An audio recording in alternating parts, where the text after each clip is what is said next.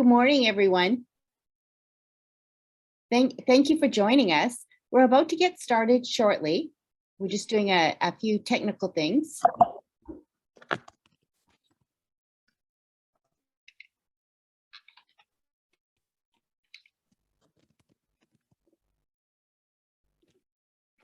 Okay. Hi, everyone. So my name is Demet Kırmızıbayrak. Welcome to our information session about our lovely St. John's College. I'm a fourth year UBC student doing my PhD in physics here. I'm also a fourth year St. John's College resident. So I'm hoping that I'll be, I've been here a long time. So I'm hoping that it's going to be a nice introduction from me to you. So I'm going to be hosting the session. But before I get started, I wanted to mention a few things. The first thing is the session itself is recorded. So if you wanted to ask questions, showing your face and everything, just make sure that you know that you're being recorded, but the chat won't be recorded. So you can just post anything you want in the chat and that won't be, that won't stay with us. Also, we should have, I think, live script enabled. So you should be able to, if you want to see subtitles with this, you can just go down to the bottom and click live transcript and just, open subtitles in the way that you prefer. So before I get started with everything else, I just wanted to introduce a couple of people that we have here. We have a lot of people here that are gonna, that are here to take your questions or tell you about our St. John's College. So first of all, we have our St. John's College principal, Dr. Henry Yu here, and our assistant principal, Edgar, and myself. I'm the residence community coordinator as well at St. John's College. Three of us are going to be giving the introduction session to you. We have Stacy, Jenny, and Yuki, who's our membership coordinator. They're from the St. John's College office. So if you have any administrative questions, they're going to be able to take any questions you may have. We also have our work study student, Tella, and three residents here, Parham, Siddhant, and Nilufar, that are going to take your questions about St. John's life in general. So feel free to ask us anything. We will have a Q&A session at the end of the session. So if you have any questions in the meantime while we're talking, you can just write them in the chat and we'll get to them at the end, or you can just speak up at the end and show your face so that we can talk face to face as well if you would like. So I'm giving the welcoming notes right now. After that, Dr. Henry Yu, our principal, is going to talk about the history of our college a little bit. Then me and Edgar are going to talk about our life at SJC, what the resident life is like, what the meal plan is like, and then we're going to move on to the Q&A session. So without further ado, I guess I'll leave the floor to Dr. Yu for history. Thanks, Demet. So as you can see from that first slide, that's the front of St. John's College, that you saw with the tower, the clock tower with Chinese characters on it. Yeah, thanks. And so that you can see it's a beautiful actual design. So it's the architect who designed it, created St. John's to look like and remind people of the original St. John's University of Shanghai. So next slide, thanks. So where are we? I'm assuming you all know that you're coming to UBC, and so UBC is in Vancouver, but it's our location, our campus, as is Vancouver, is on the unceded ancestral traditional territory of the Musqueam. Vancouver is on the territory of the Musqueam, Tsleil-Waututh, and Squamish peoples. And so that acknowledgement actually is the formal way by protocol that we acknowledge where we are on Indigenous territory. So wherever you may be right now, that may be an odd kind of thing to hear. It's like, well, why are they acknowledging where they are in terms of unceded territory? It's because where we are in British Columbia, there was never any ceding of the territory by the Indigenous peoples to the British colonial claims that basically created Canada and British Columbia. And so that's an acknowledgement of our history and of our present and future. And so it's a beautiful place, but we acknowledge as a way of being grateful that we get to live and work and study here, but also that there is still a process of reconciliation with that colonial process that's ongoing. So That's why that acknowledgement, and you'll hear that territorial acknowledgement when you're here at every meeting, at every event, and it's not an empty acknowledgement. It actually does indicate that we are in a process of planning even the future of our campus around that fact of being on unceded territory. The next slide, please. So St. John's, that's the original clock tower. And so again, you can see from those two photos that we owe our existence to our founders, who actually were graduates of St. John's University in Shanghai. It was one of the most prestigious universities in China. It was created by American missionaries in 1879 and closed in 1952. So that date's actually a little off, but it's 1952 that it was closed, and so never to be reopened. And it was where most of China's first doctors, Western trained medical doctors, came from, engineers, architects, biologists, linguists. Many people don't know that the linguist who created the pinyin system that is used in China now, as well as one of the team that created simplified characters.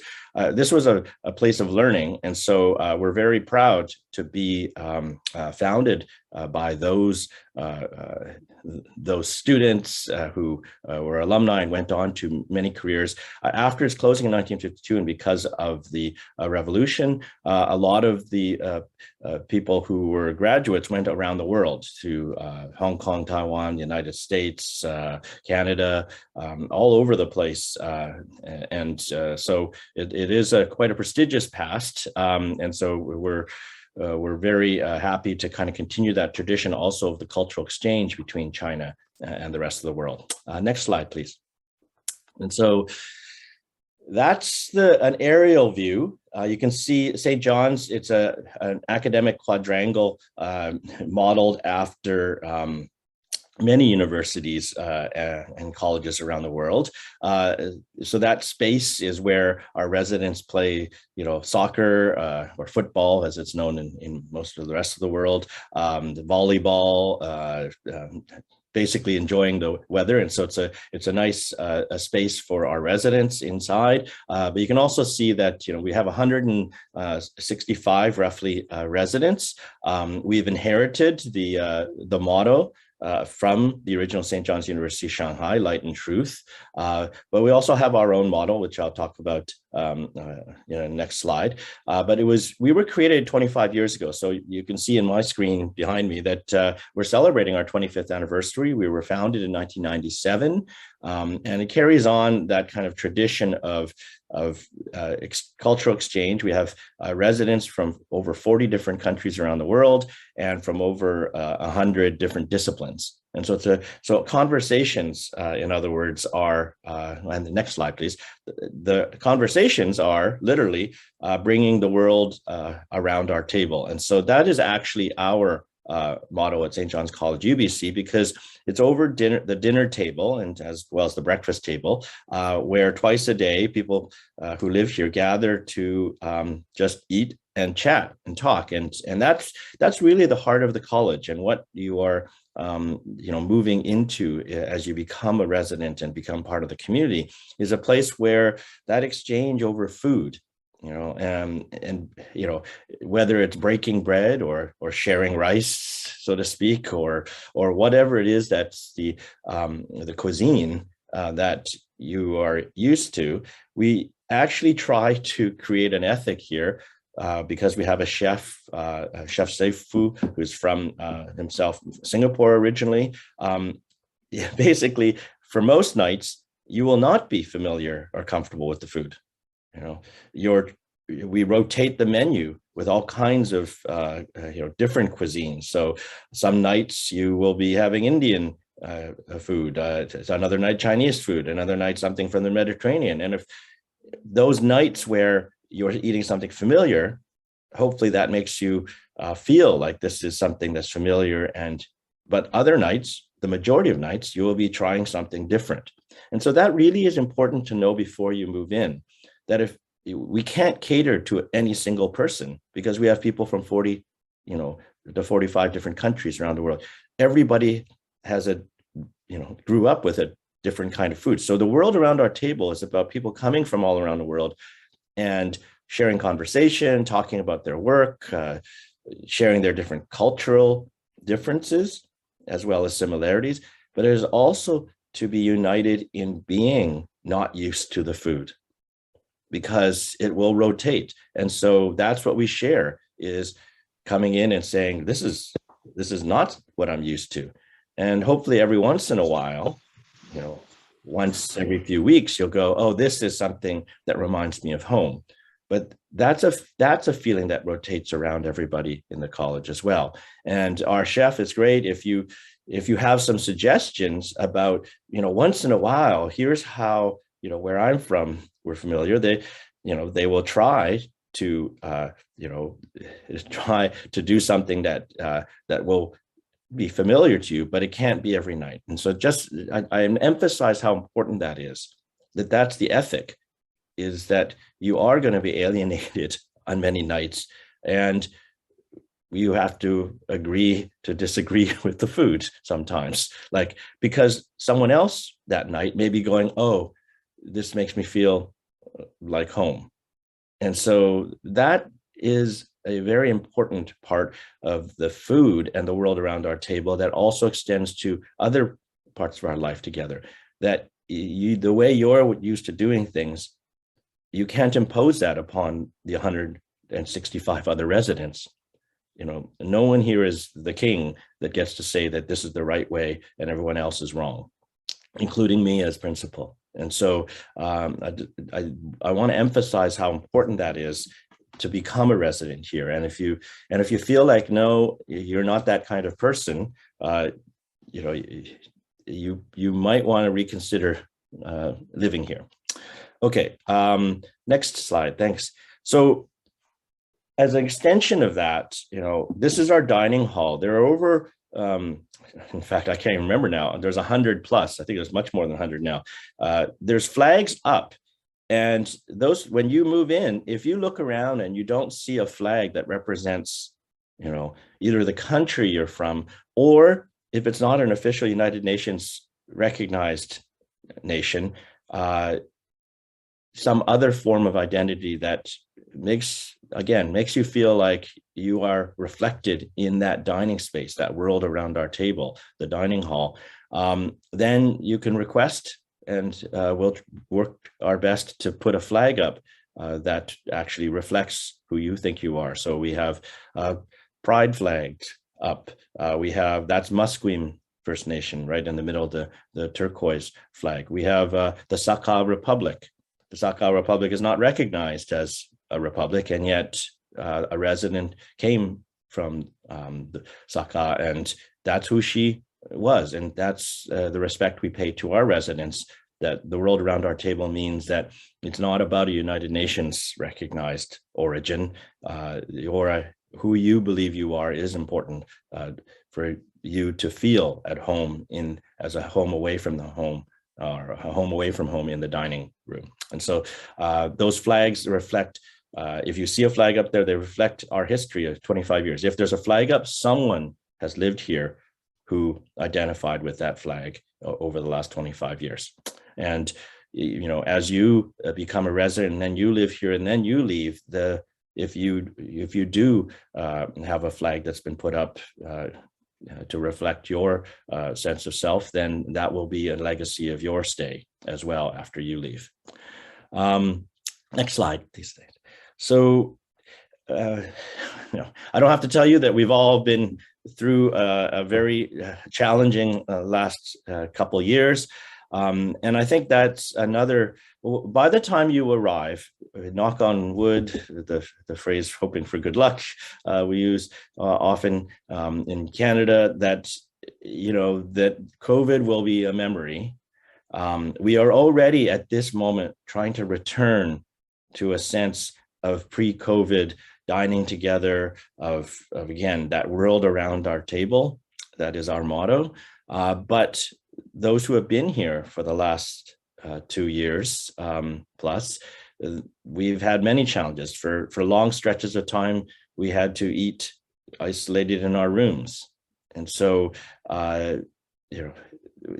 we begin to return, and hopefully if you're moving in the late summer or in the fall, you will hopefully return or come into a college that has already returned to a form of social life and community that existed before COVID. But just to acknowledge that our residents have lived through a very challenging time, as I know all of you have, wherever you are and wherever you have been for the last 2 years. This global pandemic has been a challenge for everyone, and so that will still be shaping our life together. That UBC itself may not have returned fully to in-person. We are right now, back, but we still have hybrid classrooms. We, there's many things that we're not sure about, and so uncertainty has been obviously a way of life for the whole world over the last 2.5 years. And again, by the time you arrive, we hope that there will be some more certainty. But again, I raise that as a way to also understand the community you're moving into, that many of our residents who will be here, who have lived through the last 2.5 years, many of them have, now grown to be perhaps used to uncertainty and challenge, and, a lot of rules and policies and agreements between residents to protect each other. And if I'd say there's one positive that's come out of the global pandemic, is that this sense of taking care of each other within a community, of wearing a mask, of being careful so that you don't bring COVID into a very sheltered community. That has been a part of life for us for 2.5 years. And so that's also what you are going to be moving into, is that we will have residents who, have lived here for the last 2.5 years. And that's created a certain dynamic of again, trust and a very close-knit community. I'm going to pass on to back to Demet and others, and hopefully that gives you a little bit of an understanding of the history of SJC, the culture and community of the place, and as I said, the world around our table. Thanks, Demet. Yeah, sure. Thank you, Dr. Yu, for a nice journey through our history. So now I'm going to start talking a little bit about our present here at SJC, like how we live, how we dine, and all of that. But before I get into that, I want to just give you a brief overview of what SJC life is like. So SJC is a graduate college, which means that we're full of graduate students, masters or PhD, as well as postdoctoral fellows and faculty from other institutions that might be visiting UBC. And we have an international focus. This means that you're going to be meeting with people from all around the world, as well as from Canada, when you're here at SJC at the dining hall, or, so on and so forth. And we do have an application process. You may have already realized this, like you send an application to St. John's College, and we do have a membership team that, our applications are adjudicated by the membership team through a selection process. And then that's how your rooms are assigned, and so on and so forth. But the student housing administers your contract for residency here, as well as your room fee payments. And I just wanted to, Dr. Yu already talked about the meal plan here a little bit, but I just want to say it's kind of central to the life at SJC, but it's also a place where, we have breakfast basically 6 days a week through a mandatory meal plan. So you will be you will have to be in that meal plan. So every day except Saturdays, we have breakfast and we have dinner, and we come together at the dining hall, and, the world around our table. We make a lot of long-lasting friends. I have so many friends through my 4 years of SJC here, through the dining discussions, or, sometimes you have a question in your head about your research. You get to meet people that are doing similar things, or that are doing different things that might inspire you, to teach you about the research that they're doing, or spark up some interdisciplinary, discussions. Sometimes it's a very fun place to be, I would say, in terms of the dinner. And our dinners are administered by our meal plan provider that's called SJC Culinary Services. We can go to the next slide, please. Thank you. So for this slide, we're going to show you a short video about some of the spaces we have here at SJC. We have a lot of common rooms where, piano, whatever, you can find many things here at SJC that you want to do in our common rooms. But before we start the video, I just wanted to give a short disclaimer that this video was taken pre-COVID. So you will see people without masks inside and whatever. But, the thing with COVID is that things all of us know by now that, things can change quickly, but we go with BC Public Health guidelines at St. John's College. So for example, currently people wear masks indoors, and we have a certain limit of number of people that can be in the common area. So keep that in mind. And there is this video in our YouTube channel as well. And there's a longer common area tour if you want to, have a deeper look into our common areas too. But yeah, we can start the video and watch it for a couple minutes.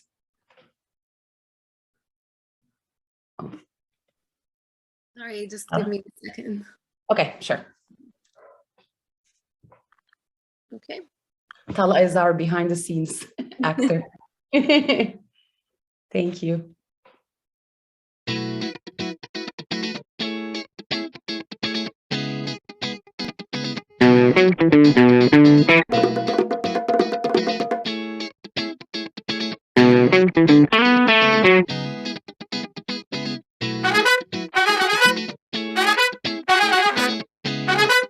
This is our dining hall.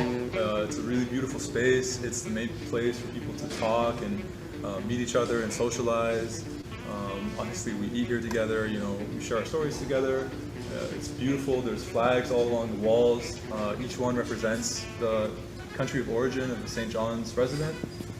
And as you can tell, there's the paper boats that hang from the ceiling. My favorite part of the room, and they represent the journey, that every Johannian, every St. John's resident goes through in their lives, which is really quite nice, I think.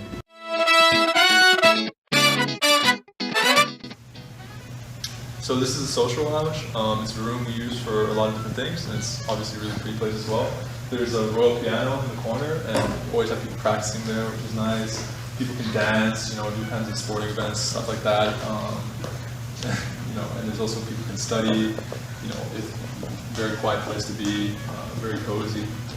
There's also flags all around the walls, as you can see, that represent the residents of St. John's.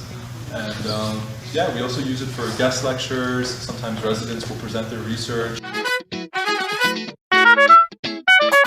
Study room provides a beautiful environment where you can study if you're someone that can't concentrate very well in your room. And one very beautiful thing about the study room is that you can have your group study. Let me introduce to you the Alumni Hall of St. John's College. It opens from the courtyard, and you come in and you see these amazing memorabilia celebrating the life and legacy of the alumni from St. John's in Vancouver and also university back in Shanghai, China. And here, as we span across the Alumni Hall, we have a lot of comfortable couches here where people can come and socialize and gather and play games and have chai in the evening. This is our TV room. Here you can come and watch movies, play video games, or play board games, or just hang around together. This is our party room. We have a piano, a keyboard, and a foosball table. We also have an extra TV to watch movies with other people, or you can enjoy board games here together. It's quite a popular place for barbecues, and some people come here for studying and just to enjoy the sun. It has a really nice view and nice greenery and stuff, lots of sun.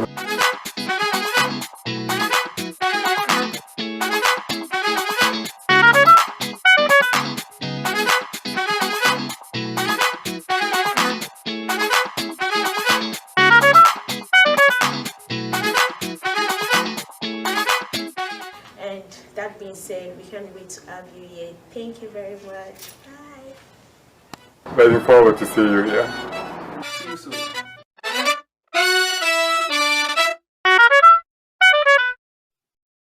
Okay, perfect. Thank you so much, Tala. So this was about our spaces at St. John's College. We can move to the next slide maybe, and that's about your space here at St. John's College, which is the resident rooms, like what your room will be like.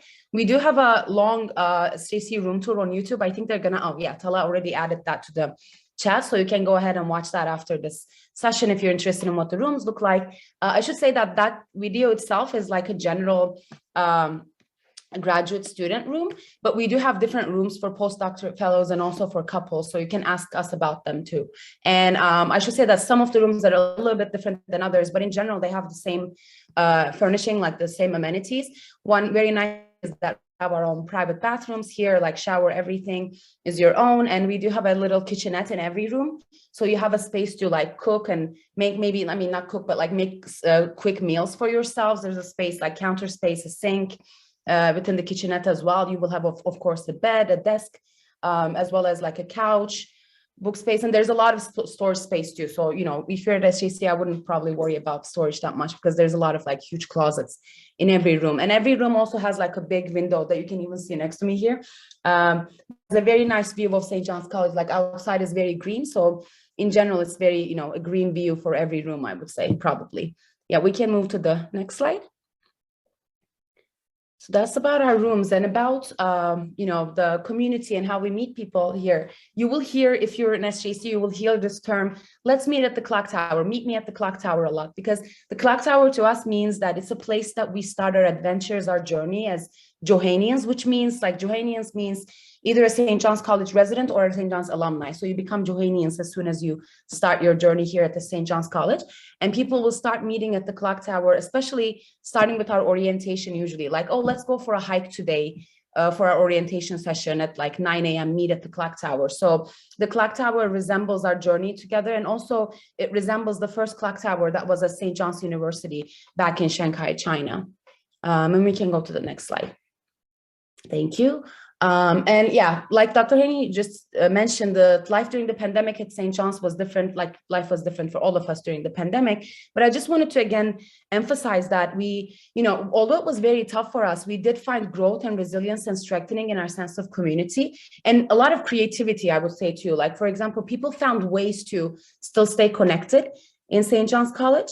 So for example, we did, like you can see on the top right corner here, we did outdoor music performances from our residents. We also had outdoor socially distanced dance performances.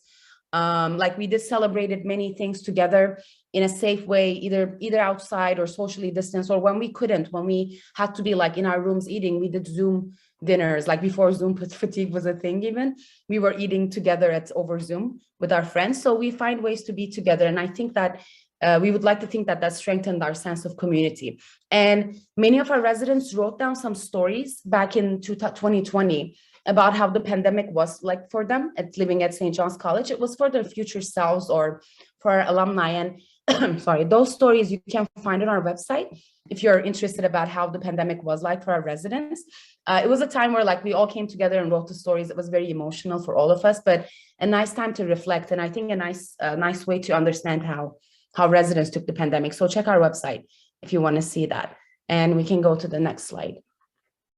One of my favorite parts about SJC life here at St. John's College is the comedies. And we can even go to the next slide so that I can talk more about what comedies we have here. But basically, St. John's College comedies are a way for you to explore your hobbies, your passion. We have so many. So whatever your hobby is, I'm sure you will be able to either find a committee here or a club that, you know, speaks to your interests. But if that doesn't exist, then, you know, every year the committees are very different. Like if you have a new passion that doesn't exist here, then you just create a committee yourself. And we want to see that, because one of the nice things about these committees is that every year somebody brings something new to either the committees or another committee, and it just becomes nicer. But I wanted to mention a couple of them we have right now. Of course, this might change, but currently we have, for example, the Pride Club, we have a gardening committee. We actually have up in the patio that you've seen in the video, we have like a little St. John's garden where people grow tomatoes. We eat them in the summer, you know, when we're barbecuing or stuff like that.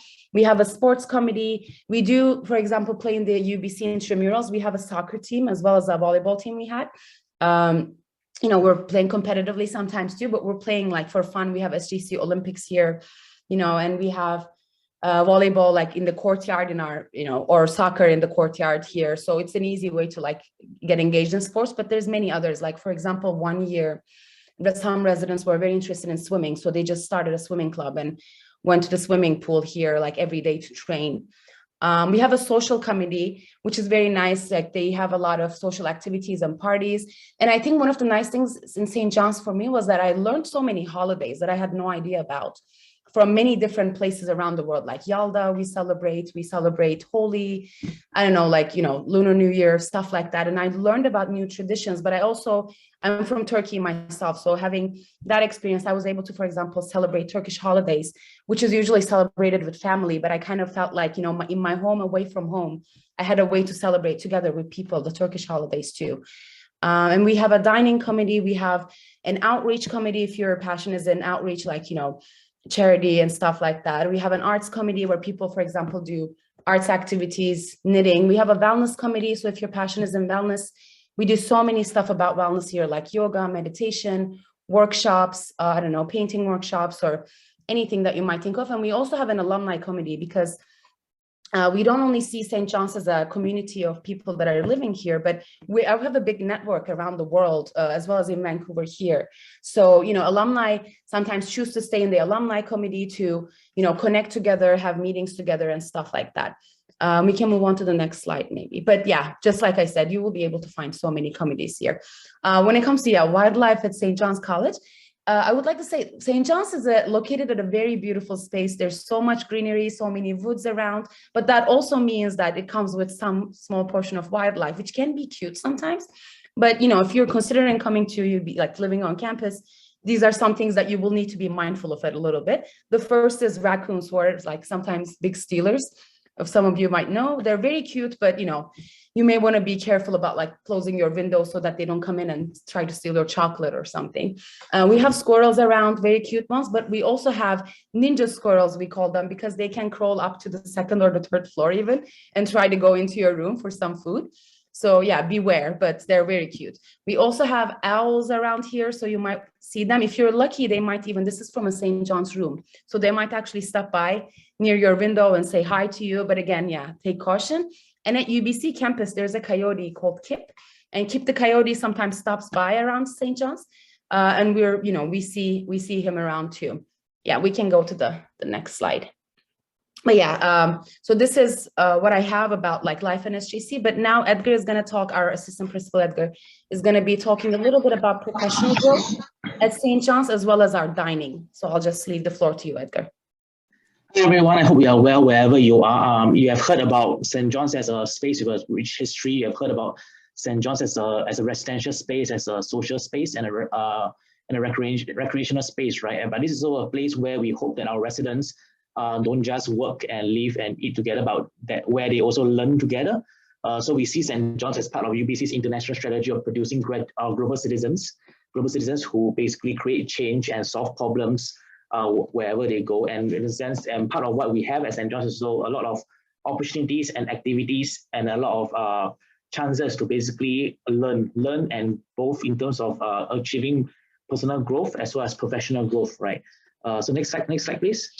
So this learning, it happens both informally and formally. Informally, when we are dining around the table, we will learn about each other's cultures, ideas. We'll learn about things that we've never heard of. We can even organize language tables around the dining hall so that, you know, there'll be one table in the dining hall where for that night, everyone is speaking Japanese to practice their Japanese, for instance. So in a way, if you want to learn a language, it is the best place because our residents come from more than 40 countries around the world. Most of them are at least bilingual. So it is a chance for you to practice and learn about other languages and cultures. Informally, we also learn about how to do grad school, how to get grants, how to write a format a dissertation, things that are useful for your program completion, right? We also have kind of formal activities that our residents organize to basically develop skills. For instance, we have a regular speaker series where residents share their knowledge and their research with one another, right? So our residents come from different countries as well as different disciplinary backgrounds. And you know, they take a chance to share their research about whether it's about astronomy or black holes or about, you know, how to write films or how to grow a garden, for instance, with one another. Next slide, please, Tyler. Yeah. So those are formal academic skills, but we also learn other things that are more relevant for interpersonal skills, communication skills, conflict resolution skills, like both informally again as formally. We also have, you know, different kind of programs where our residents get to learn how to teach better and how to share knowledge better, because in a sense, in a globalized economy, knowledge production and knowledge dissemination is very important skills to have. So for instance, we have last year we started the SJC Summer Academy, where we get our residents to basically share non-academic skills, things like how to code, how to program, how to apply for grants, how to organize stuff, right? So there are basically a lot of things that you can possibly learn if you basically put in the time and effort to meet one another and learn from one another. And so now I'll move on to talk about basically dining at SJC as the principal, as Dama has mentioned. When you join SJC, you're not just joining a student hostel or student residence, you are joining a residential community built around dining together during breakfast and dinner 6 days a week. And as they've mentioned, our vision is encapsulated by this ideal of having the world around our table. And you can see how this photo of our dining hall during a normal meal, right, shows this concept. It's not normal, actually I think it's a formal event, right? Here in this dining hall, we bond and build community every morning and evening through chow and conversations, through food and fellowship, surrounded by the flags that represent the more than 40 countries and identities that we hold. A caveat, yes, this photo is from pre-pandemic. Right now in the dining hall, we are actually more careful in having more sitting distance between residents. And if you're not having a meal, you're supposed to be wearing a mask, right? So this photo represents a pre-COVID-19 reality that we hope that one day in the near future, we will be able to go back to. But basically, this is the kind of life we want to encourage. Next slide, please. Yeah, so unlike most student residences in UBC, our meal plan is catered by a private commercial vendor, SJC Cleaning Service. And here you have on the slide is the executive owner of SJC CS, right, Chef Clarence Tay, who we have been collaborating with him for more than 18 years. And he has extensive experience as a chef in restaurants and hotels in Singapore, in Hong Kong, and of course, Canada. And basically, his experience and expertise is important to us because of the way he helps us and in a very collaborative fashion to design this multicultural meal plan where our dinner menu features a different cuisine from a different culture every day. And during the pandemic, he has been instrumental in basically making sure that our residents remain fed every day in spite of the uncertainty and the anxieties going on. Next slide, please. Yeah. And so the practicalities that you may be very concerned with, some of you will be curious to know about the financial damage of your stay here in SJC, right? So your monthly cost consists of two main components. For first, your single room, you have to pay a residential fee of about $905.90 a month, and for that you get your room, which again comes with its own private bathroom, and that may be important to you. As a resident, you also get access to a lot of common rooms and facilities that you have seen in the previous slides. And of course, you have access to our community of fellow graduate students from different parts of the world and different backgrounds. Right. Your second cost is your meal plan fees, which is, as we have mentioned, the meal plan is compulsory. Right. The current meal plan fee is $569 per month for breakfast and dinner, 6 days a week, except for Saturdays. Lunches are also not included. Again, as the principal has mentioned, do make sure you take a look at our website, take a look at our sample menus and the characteristics of our meal plan, and make sure you are comfortable with it before you decide to accept your contract, right? If you are someone who values total autonomy and control over what you eat, when you eat, how you eat, and who you eat with, then perhaps SJC is not suitable for you. Right? And do know that these are the currently listed room rental rates and meal plan rates for the current year. Do check in when you're about to sign a contract on next year's fees if there are any updates and information, right, to see if there are any increase to the rates for the next year. Yeah. Next slide, please. Yeah, and then I think I'm done. So Dammit, back to you. Yeah, back to me. You see me again. So now we move on to just the Q&A. So thanks so much for listening to our introduction of St. John's College. Hope it was helpful. But if you have any questions, you can either just raise your hand and ask it right now if you're comfortable with that, or you can just post them in the chat. And while those are rolling, I just wanted to mention, you can always find ways to connect with us through our website. That's the first thing here. YouTube channel to find videos of our, St. John's life and St. John's rooms and common areas. We also have a nice Instagram and Twitter channels. And our Instagram, you might see some of our activities, like, how we celebrated Halloween and things like that. So we urge you to just encourage you to connect with us and check those out too. And let's see if we have any questions. There's one question that I see from, shall I just read it out loud? if that's okay with you, Bruce? Or do you want to ask it yourself? Okay, I'll just read it out loud then. I applied to SJC before the 15th of last month, but I'm still waiting for my program offer, where I only receive SJC's offer after I'm admitted to UBC. I think this is a more office administrative question. Maybe Yuki can answer. Hello, Bruce. Thank you for your questions. I see you applied before the 15th of the last month, so February, before February 15.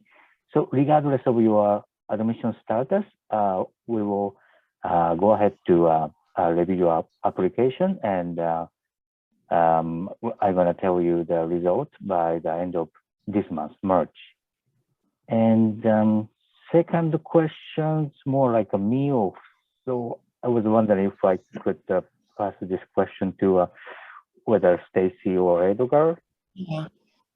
Sure. Yeah, I can answer that one.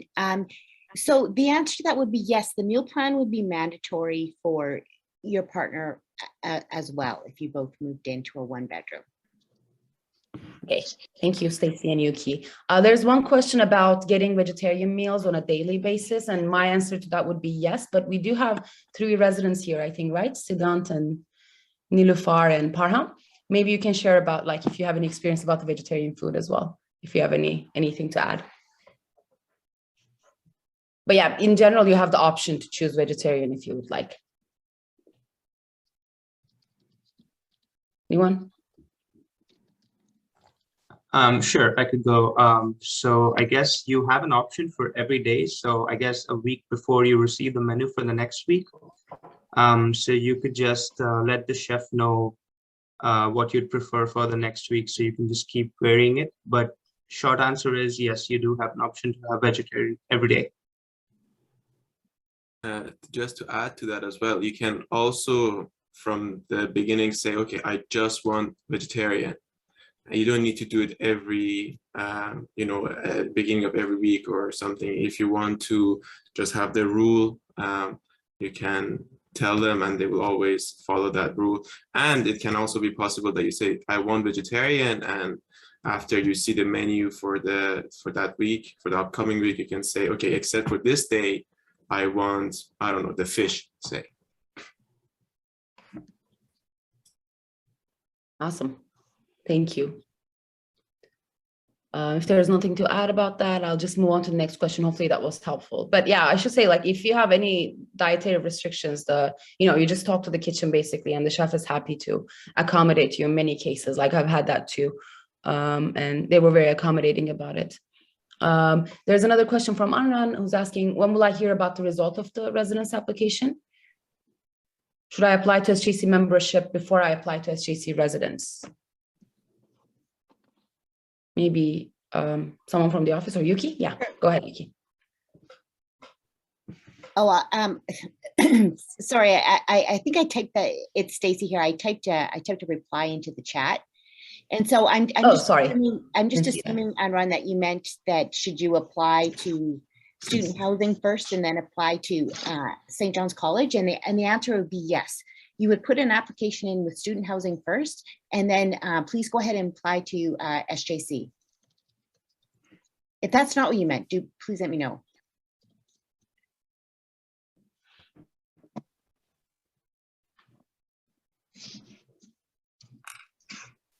Okay. And then the next question is about the LMCL program. Would they be eligible for residence at SJC? Yes. Okay. I guess the answer is yes, you can apply. Okay, perfect. Yeah, absolutely. Perfect. There's another one that's asking how many applications you receive every year and how many of these usually get accepted, like, I guess, a percentage of acceptance. Maybe I can, or go ahead, Yuki, yeah. Thanks. Okay, so maybe I don't go about too much in numbers, but we receive like more than 200 applications for each contract year. And then it kind of depends on our room availability as well. Usually like between May, June, some students move out earlier. Then we have some good number to tell, but right now kind of too early to tell. For example, last year we got more than 200 applications, and we sent out more than 90 offers. Okay, perfect. Hopefully that answers your question. Thanks, Yuki. Yeah, thank you. Okay, perfect. I'll just wait in the chat if there's more. Oh, there's one more from Bruce. If I fail to apply to SJC this year, will I be waitlisted, or do I have to apply again next year? I think we also had that question in the, before the session too.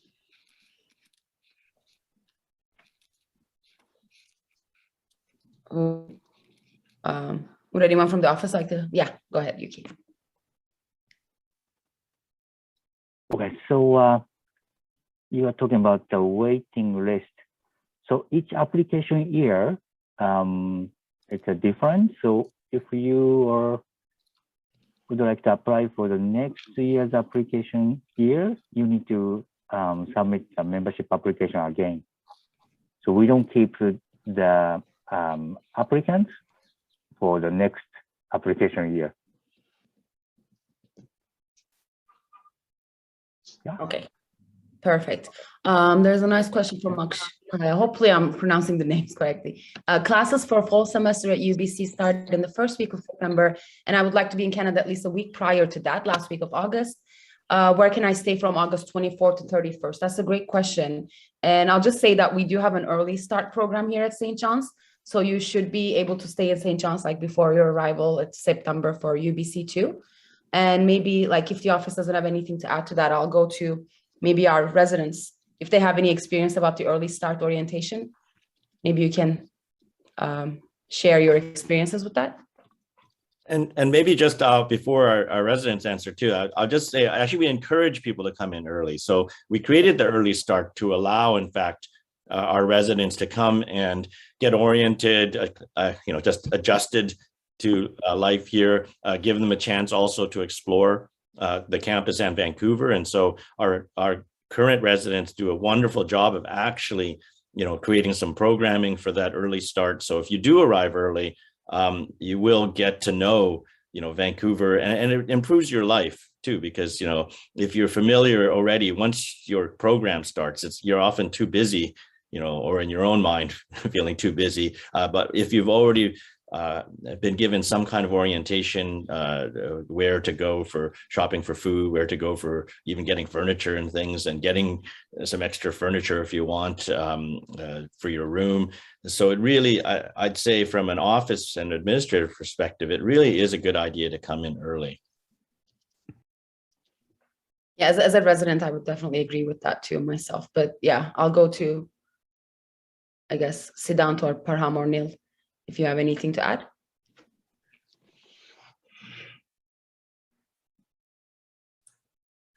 I actually came here on the dot on September 1st when I joined, but I know that like the week before actually, or like that first week, there were some orientation activities that just because like I was there on the dot, like on September 1st, like I wasn't able to participate in some of them. So yeah, I think like it's actually a better idea that you come here like a week early.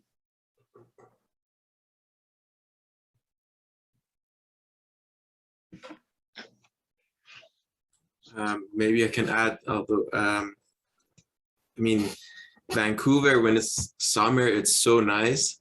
This might be a little weird to say, but I feel like Vancouver has about 6 months of rain, kind of not amazing weather, and 6 months of great weather.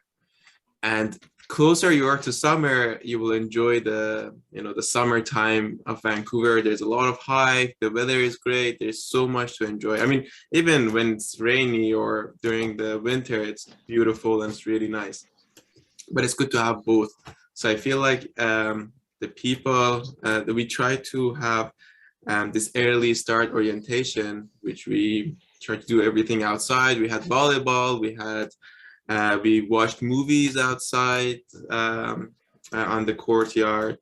and we try to go on hikes and different parts of Vancouver. So I feel coming early is of course nice to just to settle in before your course starts, your program starts, because settling in and having your program start at the same time can be sometimes a little difficult, more difficult than being coming earlier, settling down, knowing, okay, what are my rules, how I'm gonna get the things that I need, and then your program starts. So with that perspective, I feel it's kind of nice to be here a little earlier. But again, if you come 1st of September, that's totally fine. I guess Neil has done that, and I think that was fine. Siddhant, did you want to add anything? Or shall I go on? I guess they've said everything, so yeah. Okay, perfect. Yeah, I would just say that, the orientation program here for early start is pretty packed. So you will have, if you want to, there's a lot of activities to do throughout orientation. It's a nice way to like learn the campus, learn Vancouver, make some friends before you start already, enjoy the weather. Like Parham said, I think that's very important to not miss summer in Vancouver because it's the nicest time. If I can add something, I'm sorry, Demet, but sure. In case you miss the early start orientation, that doesn't mean that you have missed all the orientation events. There's also events happening in summer, so don't think that, okay, if you come in September, then you're going to miss out on all of the events. There are a lot of events on September, and September is also nice. The weather usually in September is nice as well, so keep that in mind as well. Yeah, thank you for saying that. Yeah. Hopefully it didn't sound scary, like don't miss early start or it's gonna rain, but no. Okay, there was another question about references for applications. I don't know if that was answered. Yeah, are references required as part of the application? Maybe someone from the office? Yuki? Yeah, go ahead, Yuki. Hi, thank you for the question. So right now we don't, you don't need to include a reference, but you make sure to include a statement of interest and your resume along with your St. John's College membership application. We don't need a reference at this point. And maybe I'll echo Yuki about, you don't need a reference, but that statement of interest is actually very important. The residents who are here right now do know that actually that is an indication of what kind of community member you will be. And so and just to put it, I guess we do care about your statement of interest, and we do actually read it carefully, and it does affect our ranking of how eager we are, or how enthusiastic we are to have you as a resident. And so Yuki said that we get more applications than we have spaces, and it's not a first come first serve waiting list. I would put it as it's kind of like a triage. We look at your statement of interest, and those who really leap out as someone who will be a wonderful resident and take part and enjoy and appreciate the community, they are actually prioritized. And then when offers are made to them, if there are still rooms available, then we will go to sort of the next ranking, and so it's important to know that it's not an empty exercise, that sort of what you say about who you are and why you're interested in living here. And so just as a kind of note to everyone. Perfect. Thank you for those answers. I think the next two questions were already answered, but about the fridges and the microwaves in the rooms, I would want to say we don't have fridges and microwaves already in the rooms, but there's a place for a fridge in all of the kitchenettes. So you can already put a mini fridge, not a big one, but there's a space for it already. So you can do that. And many people are already people moving out etc., are selling secondhand fridges and microwaves, especially in September, I would say, or August or so on and so forth. So it's usually easy to find one for a good price. Let's see. There was one about, the question by Yamina is asking, I've already submitted my application for year-round residence through student housing, and I indicated SJC as one of my options. However, SJC doesn't appear anywhere when I check my application status. I can only see the waitlist for general housing options. Is this normal? Maybe Yuki or Stacy? I can take that one. Hi there. I mean, yeah, so the graduate colleges are a little bit, well, they're quite unique. But so you're right, it doesn't show up when you log in online. But so that will be something that Yuki would communicate with you, where you are on the wait list at the college, not in housing in general. So you would just need to follow up. If you wanted to live at St. John's College, that was one of your options. You would just need to follow up with Yuki. Perfect. Thank you, Stacy.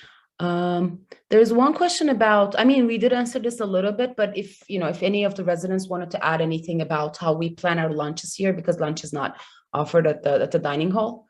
Param, Sidan, Nilüfer. I can say what I do, although what I do might be a little different than most people do. I basically get the breakfast. I don't eat the breakfast, and I only eat it at lunch. Now that's just my choice. You don't have to do that. A lot of people I know, what they do is that either, of course, you can buy your own lunch or make your own lunch, or you can basically divide. The breakfast is a lot of times in big portion, depending on how much the portions that you're used to, but a lot of people divide the breakfast into lunch as well, so that they don't have to buy lunch, or from the previous dinner they can get the salad and put in a box. So yeah, a lot of people do these sort of thing, but I'm sure different people do it differently. But yeah, it's very important for you to have a plan of, okay, what I'm gonna do for lunch, because lunch is not provided here. If other people want to add to this, and if you wanted to add about maybe what is in the common kitchens too, that would also be awesome, because somebody was asking that about that, about the amenities. Oh yeah, there is. I mean, or somebody else. Oh yeah, go ahead. Yeah, I can say, yeah, there's pretty much there's no dish washer machine. That's as much as there's what is not, but there is oven, there's microwave, there is a stove, there is of course a fridge with freezer. What else? There are lots of, I would say bring your own cutlery, plates and these sort of thing, but there's also pots and these sort of thing that you can use. I'm not I don't cook myself, so I might not be the best person. And also during the COVID time, the access to the kitchen was a little restricted, which was understandable. Not all of people wanted to use it at the same time. But if any of the residents have cooked, or other people can speak to this, that would be better. Yeah. I wanted to add more to the first question, and then because I don't use the kitchen that often either, although I usually go there to just microwave my food sometimes. But yeah, to budget your food for lunch, what I do usually is that because for dinner we get a lot of different portions of food. So we get salad, we get soup, we get the main meal, and then we get dessert. So there are a lot of things that usually I can't finish at dinner. So a lot of times I just pack part of my food, and then the next day I reheat it and have it as lunch. Otherwise, like Param said, the breakfast also has many options. So there are cereals, there are toasts with peanut butter or cream cheese, and there are other there are eggs, there are so many other things as well. that also for breakfast, like that's usually like more than enough for me personally. So there's always like parts of the meals that I can keep for lunch. So I have rarely ever like needed to actually like buy lunch outside of the residence. I usually just like pack it from as part of the meals that we get. And yeah, the common kitchens, like there are pots and stoves and like microwaves and everything available, and like even like water boilers. But and I've definitely like seen a lot of people like cook or bake in there, but I haven't used it much. So maybe like someone else can add to that. I'm just going to thank you so much, Niloufar. I'm just going to I'm just cognizant of time now. It looks like we're getting to the end. I appreciate there's some more questions. We'll take note of the ones that haven't been answered in the chat, and you can also email Yuki. So with your question, with any additional questions, sjc.membership@ubc.ca. And I just want to thank Demet for being a great host today. And I want to thank the amazing team that we've had putting together our orientation session. So we have Tala, our assistant principal, Edgar, and thank you to our residents living here who joined us to answer your questions. And thank you all for joining us. I know some of you are joining us from different time zones, and it was early for us, and I'm not sure what all of the time zones you're joining for us, but really appreciate you joining us today. Yeah, thank you, Stacey, and thanks everyone for joining. I also added in my email to the chat if you had any questions to our SJC residents, you know, how we live and stuff like that. But if it's an administrative question, please go to Yuki. I also added that in the chat too. Yeah, thank you everyone for joining, and thanks to all of our residents and all of our, everyone for answering the questions too. Thank you. Yeah, Yes, feel free to meeting you. I'm sorry. Sorry, I was just going to say, feel free to email one. Thank you for leaving your information down. Feel free to get, if you still want to get more of a resident perspective, do email them. I do see somebody joined at 6 a.m. Charlotte joined from 6 a.m. That's dedication. Thank you. Yeah, hope to see you soon. Yes, bye everyone. Bye everyone.